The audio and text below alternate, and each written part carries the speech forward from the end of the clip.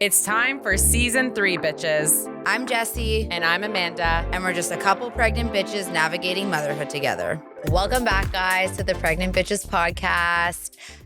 Today, we are taking a turn from newborn stage into the early months. So this is like 3 months. Plus. Not quite like your toddlers, but not a newborn anymore. Somewhere in between. Right. Which, like, to me was, I think, the hardest stage of like now the baby part. Yeah, because when they're a newborn, they do nothing. Right. They literally do nothing.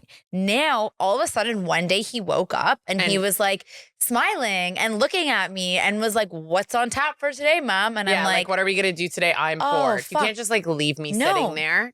We like literally, I was like, oh shit. And now I'm like scrambling, being like, oh my God, I forgot like how to entertain this kid. Like, I don't know what to do now. Like, what do I do with a 3-month-old? Like, to me, the biggest pro of this stage is like now they're smiling, they're cooing, they're babbling, they're like, yeah, like even when you FaceTime me with him, I'm like, Benny, and he's like, it's so sweet. But now you're like, sweet.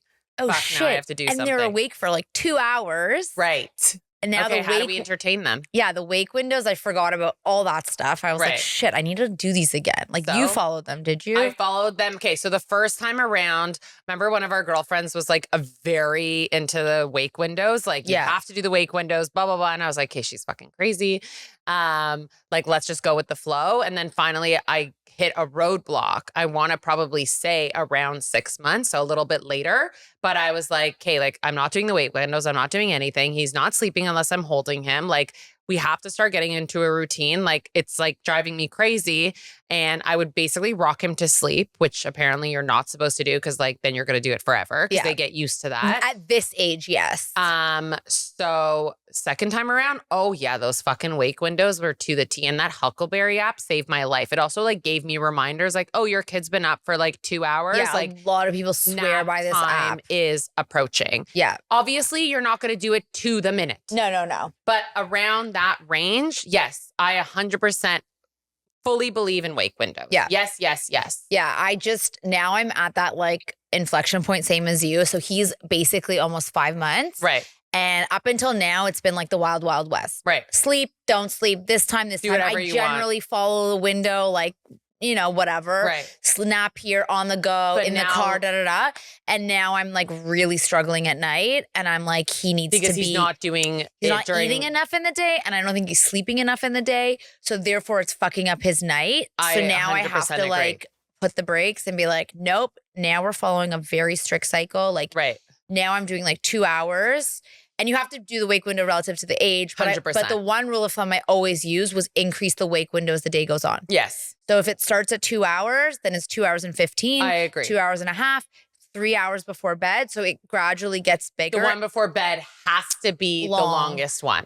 And then I really believe in dream feeds. I don't know if it works for everybody, but for us, like that. You did that at 10, 11 p.m.? Was that the dream so I'll put him to bed at like 8, right? 8:30, let's say, and then like 10 or 11 before I go to bed, you'd give him a bottle, pull him, stick him on the boob, give him a bottle, whatever, and then that like really helps take him to like more like 4 a.m. instead of like 2 a.m. from 8. Like if you do 8 p.m. and he's 5 months now, right. So see, everyone's different. Neither of my kids did dream feeds. Really, neither of my kids did dream feeds. Their last bottle was around 8:30. And till probably around 6 a.m. Why do my kids not do that? Okay, so firstly, again, every single kid is different. I want to say I got lucky with those two. I never had to do dream feeds. A lot of my friends had to do dream feeds. A lot of my friends did dream feeds till after a year. Their kids were still used to it. The dream feed, it just helps you because you're up. You're not going to bed at 8. I'm sorry. Like maybe you are once in a while, but most adults are going to bed between 10 and 11 p.m. So you're kind of doing it right before you go to sleep. So if it works for you, it works for you. I honestly guarantee once your kids also start eating solids, which Benny has, and you increase his milk and solids during the day, he's not going to need that dream feed. No, I think, for me, I think his is more the suckling issue. But Maybe I'll cut it. I mean, I need to cut the 4 a.m. before I cut the 10 p.m. Yes, let's start with the 4 a.m. But I really think you can do it. But again, every kid is different. Every kid has different weight goals that they need to reach. Every kid is different. You can't judge what that my kid didn't do a dream feed to you needing it. No, if I have a agree. third kid, that kid might need a dream feed. Right, And you never know. And I'm going to be like, what the actual fuck? I didn't do that for the other two, but every kid is different. Yeah. You know, something I really forgot about this, but it's been shitty is teething. Teething is the worst. And it's funny you say that because... Terrible. Because Arlo didn't get his first tooth till 16 months. Okay, this is huge. So Ziggy and Arlo are 3 weeks apart. Right. Ziggy had all his teeth by like 1.5 years. Yes. And Arlo just started getting it. Like, Arlo just started getting it. Again, comparing your kids, comparing their milestones, all of that stuff. You cannot do it. No. Every kid is different. We literally need an episode on just milestones because it's like a whole fucking thing. And like you're like, well, I thought something was wrong with my kid. Yeah. Like I was like, I don't understand. Like he literally had baby mouth till 16 months. Well, that's also really fucked up because you can't feed him that much stuff. It was very hard. I was very scared to feed him food. Yeah. He had only gums that were really strong, but then Ace got his teeth like all the other kids that we know right away. And I was giving him food way earlier than Arlo. Yeah, it's kind of crazy. But yeah, the teething thing is brutal because it's like drool everywhere. Then they get all like red here because it's like irritated all the time. Tylenol. I swore by Tylenol when it's puncturing, that's for sure when you do it. Like so you'll be able to see it. Like the little white tip. Yeah, the tips will come and like you can kind of see them like on the gums like right here. Right. And then like it'll like puncture through. I tried all that. I'm sorry. I'm going to call it bullshit. I tried all those like teeth gels and all of that. Shit. That is such garbage. Bullshit garbage. It's just like you think that they're fine for like the hour that they're sleeping. No. If they're in pain, they need something a little bit stronger. Yeah. That's just my opinion on it. No, I think there's a 1 or 2 day period where the tooth is literally puncturing through and it's very painful. Right. Before that, when they're just drooling and whatever, it's just drooling. It's drooling. But if they're uncomfortable, make them comfortable. I did frozen ice. There's like little kid frozen ice things. At Benny's age, he can suck on like those little, like you could put frozen fruit in like a little suction thing. Yeah, they have those things. Do you remember that thing? And like then they kind of are just like kind of like a pacifier, just sucking at it. Apparently you could put milk or breast milk into the pacifier, freeze it.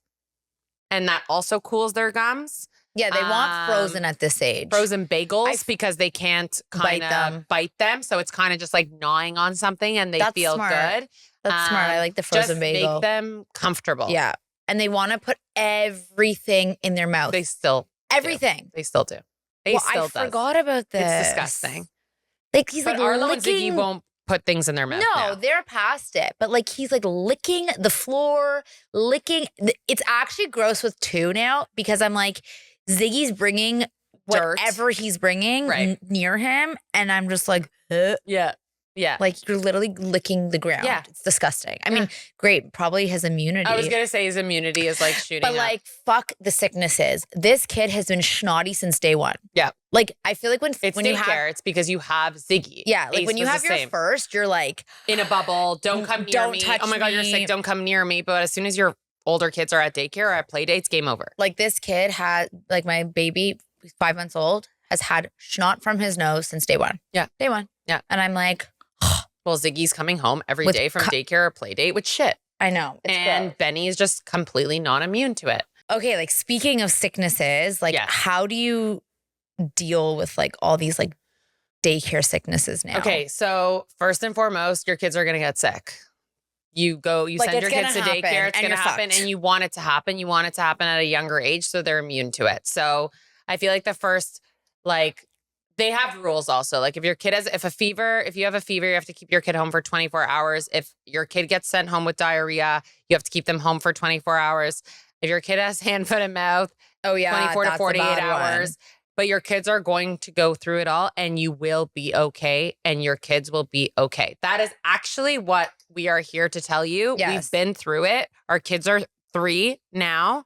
They've gone through all the little daycare sicknesses and it's getting better. Do you not notice that it's way better? They're not coming home. The first 2 years are really tough at daycare, but what did you expect? They have like, we've been in the world for years. Like we've had everything, like they have to get it and we get it. And honestly, like my best advice is like save vacation days. Because your kids are going to get sent home. They're going to get sent home to be with them. Yes. And our best advice, you comfort them. You give the necessary drugs when they need them and just keep them comfortable. And I don't know what else. Like, what else? There's nothing really much you can do. No, but I like what you said. You have to just like expect that like it's gonna happen, and you will be okay, and they'll be fine. And that's the scariest part. If you were having your first kid, or you're sending your first kid to daycare or a program or whatever, that first anything is scary. Yes, anything is scary. What's gonna happen? My kids both were in hospitals with pneumonia for 2 weeks. Well, that's also like advocating for yourself and figuring stuff out, because I feel like you probably like you're going to know if your kid needs to go to the doctor or hospital before anyone else. Like you have to be like, don't get yourself worked up about it, but also like trust your gut in this scenario. Like, so, how did you know? So Arlo, the first time, like he was like, how many months? Arlo went at like a year. No, Arlo went the first time at 6 months, and then the second time he was checked in was in December, and then I went into preterm labor because I was so stressed out that he was checked into the hospital for pneumonia. But if your kid has a really high fucking fever and that fever's not going down with Tylenol and your child looks ill and unwell, there's no shame or loss than taking your kid to the hospital. Right. It's just safe. It's better than going to the doctor and then telling you to go to the hospital. Especially during the winter months, they have that RSV and God, yeah. Like you will know, like your child's breathing. Like Arlo was like, oh God. I was like, hospital now. Like we're going, and if they're gonna send you home because they tell you your kid's fine, then you did the best that you could. Right. But if you still don't think your kid is fine, you advocate for yourself. My kid is not fine and I'm not leaving until you help me. Yeah. No, you have to do that. So Ziggy had not that scenario, but he had like this like growth on his stomach, like could have been a tumor. Yeah. We don't know, like some kind of weird thing. It was on the inside, not outside. And we go to sick kids and we're like, you need to help us. Like, what is this? The doctor's like, it's fine. My first doctor was like, it's fine. I was like, send me a referral now, get an ultrasound. Right. We get an ultrasound. She's like, it's nothing. Right. And I'm like, really? Like, so I then call my friend who's a ped, and she's like, she goes, they didn't even ultrasound the right spot. I'm like, that's good. Oh my God. So we go back for another ultrasound, then get it, then see a specialist. It ended up being nothing, but like, can you imagine it if it was something? Like, you have to really advocate for yourself. And again, bringing it back to everything that we say, you are the mom and you know best. Yes, you 100%. Do. You know your kid. Like, I know when Arlo's having a bad day or is acting weird, that on his birthday, like this just happened. Yeah. We were going for pizza. He was off that day. He was like quiet in the car. I was like, we're going for pizza. It's your birthday. We show up. I feel him. He has a temperature. Like, I knew something was up with my kid. Yeah. Like, you know your kid. Yeah. You got to just like, you know your friends, you know your husband. If like you call me and I'm like, hi. Yeah. Like what, like you're gonna be like, wrong. Amanda, like what's going on? Yeah. So advocate for yourself and speak up. That's the biggest thing, but you will be fine with all the sicknesses, especially 100%. The daycare ones. I don't know about the other ones, like the intense ones. But no, you will be fine. And like, honestly, if you have to go to the doctor and you're scared to like, sometimes doctors have like sick windows and stuff. Like someone gave me the tip of like, book the first appointment of the day. Cause that's like when it's the most clean and sanitary. If you're really nervous that like it's something. Or sometimes like I'll just have a gut feeling and I'm like, there's something off. I go to the doctor. She's like, he has an ear infection. I'm like, but then you knew it. Like something was wrong. Like, you know your kid. I keep saying, you know your kid. Yeah, 100%. Speaking of doctor, now I'm going through the vaccines. Yes. Which the first time around, I got all the vaccines as per the guidelines because I didn't know. You were following instructions. And not that vaccines are bad. I'm like a little bit anti-vax for post-COVID in terms of like, I just don't think I would do that again. Right. But like the tried and tested vaccines I'm into, except for the fact that I just think it's a lot to give these babies 5 vaccines, like in one shot. Like, I don't know depends where you live, obviously, but like they're getting a 5-in-1, a 2-in-1, and a 1. So they're getting 8 vaccines at 2 months old. Right. It's a lot of fucking shit in their system. Right. So my doctor was like, you can space it out. Right. She's like, you can do one and then do another one and do another one. And you can do it on a different schedule. Like, they have to have them done, I think, within a certain period of time, but it doesn't have to all happen. No.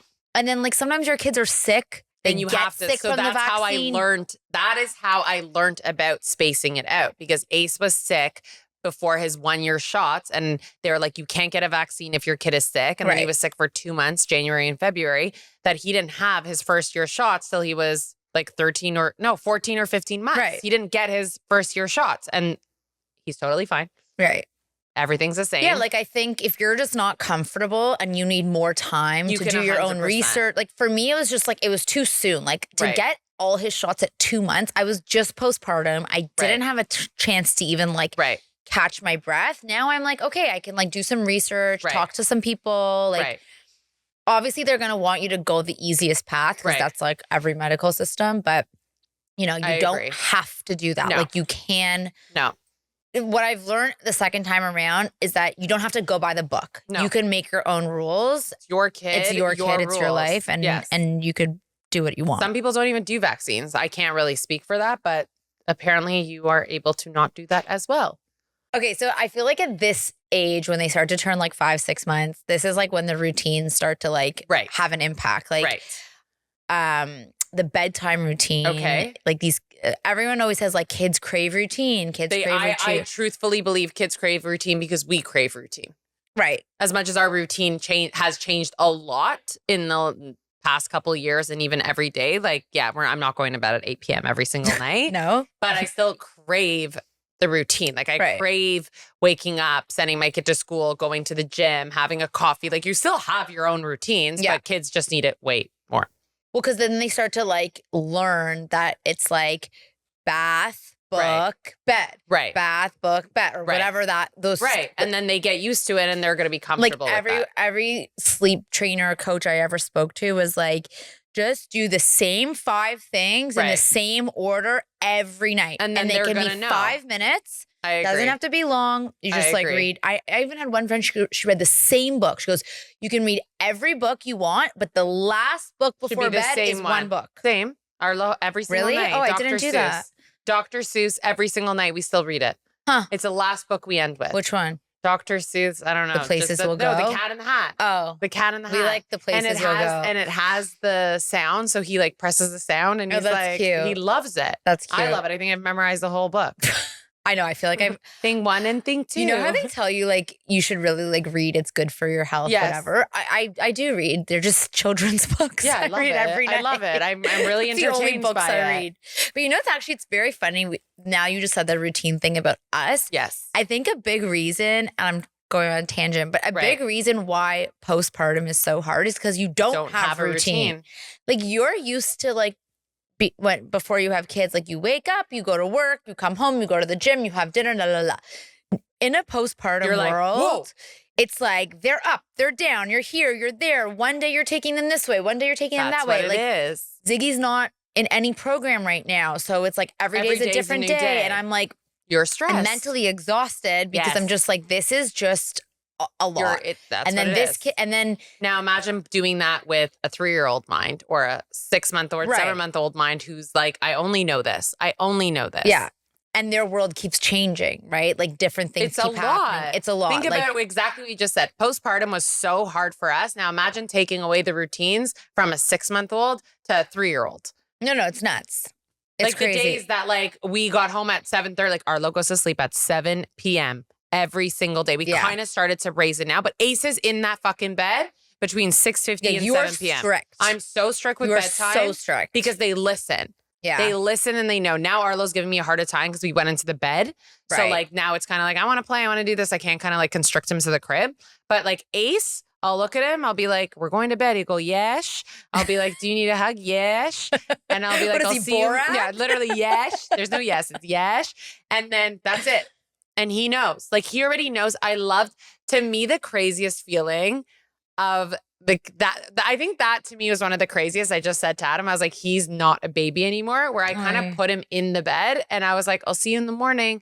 He's like, yes. And like he turns around and he's like, comfortable, happy, and that was his routine. Stage. Yeah. No, you were way stricter than me. Like I was really loose. Like there was a period of time where I was more strict, like the Ace age of like 1.5 to 2.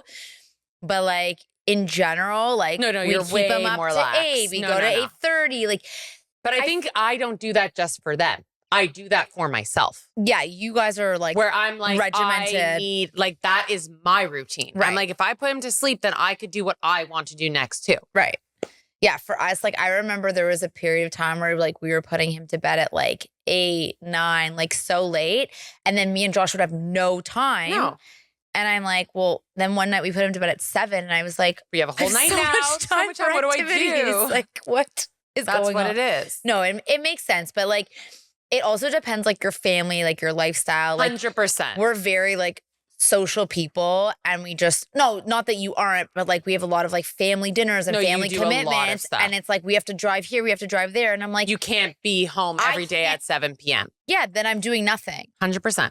But there was a period of time that I was like, I think if you're in a bad sleep cycle, you have to try. There's and go no back harm to like just for 2 weeks cutting all the stuff. Like I think that's what we did. Like one time in like the early months, it was like bad. Did you see that? Yeah. There was you fucked me up. You have to like sometimes do a reset. Right. Like right now, Benny's 5 months. People would say I could start sleep training him. Yes. I don't want to. I'm scared. And that's okay. But I'll be the first one to tell you that's okay. I asked this question the other day and nobody really got back to me. How the fuck do you sleep train a 5-month-old when you have a 3-year-old next door? You cannot let them cry it out because you have to try as much as you can. The other one is gonna wake up. You gotta send Benny to No, I gotta send the older one to a parent. Yeah, sorry. You gotta send Ziggy to a parent for 2 days. It takes 2 days. Yeah, because even if I wanted to do cry it out or like a gentle version of cry it out, right? Like pat on the back, rock, whatever. No, you have to leave that room. We sent Arlo to my mom's. You did. And it was 2 days and it was screaming and that was it for Ace. Done. Sleeping through the night. Okay, I have to do that. They have to.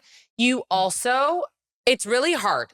Don't get me wrong, but you've trained your kid to be beside you every single day. Mm-hmm. You are an asshole for being like, hey, I decide this now and you're sleeping in your bed alone. Yeah. You're an asshole. Yeah. To them, you're like, they hate you. Like, what are you doing? He's going to scream bloody murder. Yeah. But then once he realizes mommy's going to come back in the morning, he'll be fine. Yeah. I got to do the one but where it's not just fun. Like, it's not a fun thing. No, I don't. It's just, yeah, I'm in a really tough situation right now. Like, this is where, see, the difference is with Ziggy, he was in his crib alone. Right. And then he was starting to have issues and I wasn't sleeping and Josh wasn't sleeping. So we brought him into the bed and then we all slept. Now I'm the opposite way where like he's in the bed. Right. He naps in his crib. Right. Fine. He can also do the like 8 p.m. till midnight in his crib. So he can do it. It's just like that next window. He wants and to then be we're with all you. fucking up. Yes. You'll just have to let him scream as like excruciating and I can't. It's like literally like stabbing my heart. I know. Like stabbing. I know. And like, it doesn't change even when like Ace cries at 1.5 years and he's crying and I know he's completely fine. It's the worst sound ever and it's never going to change. No. Now it's just going to be like screaming louder, not like a cute baby I'm just like a really big suck. And like, how can you not be when they're just like, this is the craziest thing of like the mom vibes of like, he'll be screaming. I literally hold him like this, stops. Yeah, because he just wants to cuddle you. But that just happened. We're talking about the 5-month stage, but let's bring it back to the 1.5 year stage where Ace was crying. And he never cries. Like he was pretty good, like knock on wood with all that stuff. And he's crying. I'm like, what's going on? Like he's not stopping. Adam's like, he'll be fine. Second kid, he'll be fine. Second kid, everyone's going to be fine. It's always, they'll be fine. They'll be fine. They'll be fine. First kid, you're literally running at like, you're there. Second kid's an hour crying. He's fine. I was like, something's up. I go down. I go, Ace. Yes. Again with the fucking yes. Do you want a hug? Yes. I give him a hug. That's all he wanted. Oy, he just really wanted a hug and then he goes to sleep and I let him cry for 40 minutes. He just wanted a hug from mommy. No, it's really, that's heartbreaking. Again, me trusting my gut because that kid has cried for like 20 minutes, half an hour. He's just like moving in bed. That's just his way of comforting. There's also you will know. Yes. And there's a difference of like self-soothing. Like I feel like they cry to self-soothe. Yeah, too. Like there's like a like one of those and like screaming at the top. That screeching I can't deal with. No. But the like wah whatever, that's also I found a big help is the like sleeping on the tummy. As soon as they roll over, it's a better so sleep. great. And like, I think a lot of people get scared about that. And I'm like, but they have if to do they can roll, it's safe. It's safe. If they can lift up like this, like at this point, Benny can go all the way up. Right. It's safe. Yes. I wouldn't do it until they know themselves how to roll over. And then he's going back They have to know how to go back and forth. But as soon as, that's my favorite stage. Yeah, that's when what I'm they in roll right over, now. I'm like, yes, we're going to sleep all night. Oh, but this is not happening. Well, I know. Rolling back. Fuck. So like now I'm in this stage and I feel like I need your ideas too. Right. And I'm like, how do I entertain him Okay. for 2 hours? You want me to remember how to entertain a 3-month bar? Okay, I'll tell you. The mat is easy. The thing that they go in and then they can like twirl. What's it called? Activity center. Oh, the jumpy thing. The jolly jumper. Loves that. But you can only do it for like what, 20 minutes, 30 minutes, 2 times a day. Nothing crazy. No, because it's apparently not great for their hips. Ace with Ace loved the mat. Like loved just like sitting on the mat all or the playing with toys, things. mirror stuff. Mirrors. I let him randomly sometimes watch Miss Rachel for like 5-10 minutes. Yeah. Like he was young, but like it's like mama, dada. Yeah. Not the crazy, like the very like, or that the dancing fruit. The dancing fruit where That's it's my kind of car like, jam. It's like music and like they're looking at pictures, black and colorful pictures. Yeah. I know the stage is hard. It's a hard very stage. Hard. Until they can sit up on their own too. Right. It's very hard because you can't really leave them for like no that long. Like you kind of have to hold flip them around. Honestly, this stage, go and do activities for yourself because they can come with you, and that's how you're gonna spend your 2 hours. Go for lunch. Yeah. Go make play dates with your friends because at that point, like you're kind of talking, like we'd be talking, and the kids kind of would just be sitting there. Yeah, and I also find you can. At least for me, go on a walk and they're not sleeping. Yeah. So the walk they'll can enjoy now like the leaves look around. And the trees. Like we've now transitioned from the bassinet to the seat, and they can see everything and look at everything, which is great. But it's harder. The screen time is like tough. Like I don't know. Like everything I've read is under 2, no screens. I don't think that's humanly possible for me. Like I don't think it's humanly possible with how we live. Right. Because why is life it fair is on the screen? Why is it fair that mommy and daddy are on their phones or doing something and we can't? So you just have to limit it. You have to limit it and find the right things. Like obviously everybody knows about the Miss Rachel, like any of those kinds of shows. Yeah, educational, it's a person talking and slowly and doing like, things. Mama. The dancing fruit, I feel like it's fine because it's like more sensory stuff. But like I don't like Cocomelon. I think it's very bad for the kids. I think it's kind of like makes their brains fucked up. It like sizzle. It's like but I feel like I'm getting anxious watching it. Yeah. It's like I'm like no, I'm not a Cocomelon fan at all. And as they get a bit older, like more like a Blippi is like educational. Like I feel like he knows all the fucking trucks. He like he literally looked at me yesterday and he like mentioned something about like the door for the truck, and I was like, Adam, did you teach him this? He goes, no, Blippi. I was like. Like thanks, Blippi. You're like the shit that comes out of this kid's mouth with what he's learned from, and like how can I say no? I'm gonna cap it at 10 minutes, maybe 15 minutes. Yeah, I'm not gonna let him sit there for 3 hours because we've done that. We could talk about how crazy that was next time. Yes, but like no, you got to cap it. And I think if you find the right shows, is what you're saying, then I think it's like I think if it's a human on the show with some kind of pictures, I agree. It's okay because it's like it's not that different than like you trying to like entertain them and do peekaboo and teach them this and that. But like it, the screens it's tough. Like people will really recommend not to do anything before 2 years old, and like honestly, good for you if you can manage that. Yeah. I personally cannot. And that's totally fair. So one more question was that we got was, what are your go-to products for this stage? So like 6 months, but not like quite a toddler, like baby infant. Like basically it's like 6 months to a year before they start walking. I feel like that's the stage because once they start walking, there's different. I guess it's kind of like both because like some kids are walking by like 10 months, 11 months, but some kids like mine didn't walk till 14, 15 months. Right. Mine was at 10. There you go. So it's a very different range, but like. For sure, the activity mat, like honestly, just get it from the day they're born because you can like put them under it, the hangy things. You can switch out the whatever. Once they can sit up, then you can put them in the like activity center thing or the Jolly Jumper. Jolly Jumper. What other toys really? Like, honestly, they don't need much. They want to play with fucking wooden spoons and I know, and boxes and crap. Oh, another thing I liked at this age was like you take empty water bottles and you put like rice, pasta, and they want to play with it. They like more sensory things. Yeah, like now. if I'm gonna recommend any kind of class, you do music class at this age. Yeah, that's what they like with the scarves and the crap. Like they're just like they just want to be entertained. Like, la la la la. One thing I like too is that lobster chair. Like we had an island at my old house. We didn't really have a dining table. Yes. So we like hooked it onto the island and then he could sit there like with us. It was the best thing ever. And you could take that to any restaurant also when you're going. So we did that also. Like better than, especially if you don't have like space for a high chair in your house. Like you could was keep smaller. it in your house. Yeah. Like as a high chair. Yeah, we use it as a high chair. It was great.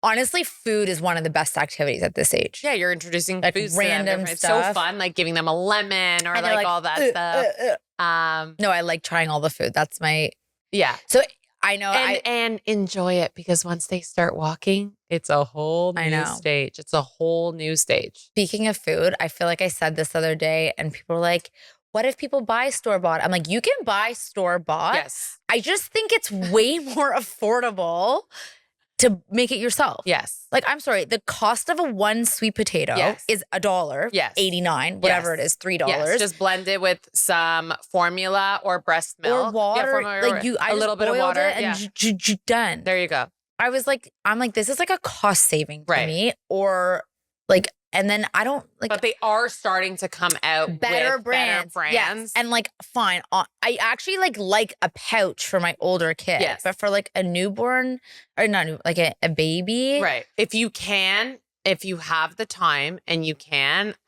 we both would highly suggest doing it at home. It's so easy. Yes. It's so easy. And then you know what you're giving them. Like 2-3 days. I'm just like a freak now with like, what are you putting in this stuff? I agree. It's shit. Like, what are you putting in there? It's so funny. This is so off topic, but like kind of want to add it in. Speaking of food, like we went out for dinner last night and I ate at home, like let's say 3 nights before that. My stomach's fine, like totally fine. Yesterday, I went out for dinner and whatever the fuck they put in the food. No, dying. I'm so unwell. I had major cramps, like shooting pains, and then it comes and goes in waves. And I'm like, there was something in the fucking oils. I bet you it's seed oils. Yeah, and I was like, I'm so uncomfortable. And yesterday that like really, really upset me. I'm like, I didn't eat bad food, but it's how they cooked that food. Literally, Jesse, I was so unwell yesterday. I know. This is what I'm trying to say to you is like the world is just putting garbage in everything. And it's like, imagine your stomach, right, who's seasoned, has bacteria in it, can deal with all this stuff. And I couldn't deal with it. Now you're putting this in a 5-month-old that has fucking nothing. That really upset me I don't trust these brands. Like, what are you putting in your food that it can sit on a shelf for 3 months? Which is exactly where, like, if like this weekend we're going to the cottage, like we're gonna make our own pizza, and I'm not gonna feel shitty because we're gonna make it. It's like when you go to Italy and you eat pasta and pizza all day, and you feel fine, and you're not bloated ever. And that's, you know what? This is North America. That's what my girlfriend said to me yesterday. She goes, I ate bread every single day. You're fine. She was just in Italy. She's totally fine. She goes, I felt my skin. She goes, I felt my skinniest in Italy eating bread every day. I was like, yeah, because they probably didn't pump shit in there. Okay, honestly, let's do a whole episode on just like different ideas and products and brands. But not just for kids, like for moms. Both. Moms and your family. Moms and family. Let's do an episode on all the things that like we found that we like. And also like people can share their ideas too. Because like we need to like build a mom community of like a no crap vibes. A no crap vibes. Didn't a brand reach out to you or something that like she has no crap? Yes. I really want to try her shit. Yes. We got to look into that. Yeah. Okay. That's our next. Guys, love you. See you next week. Bye.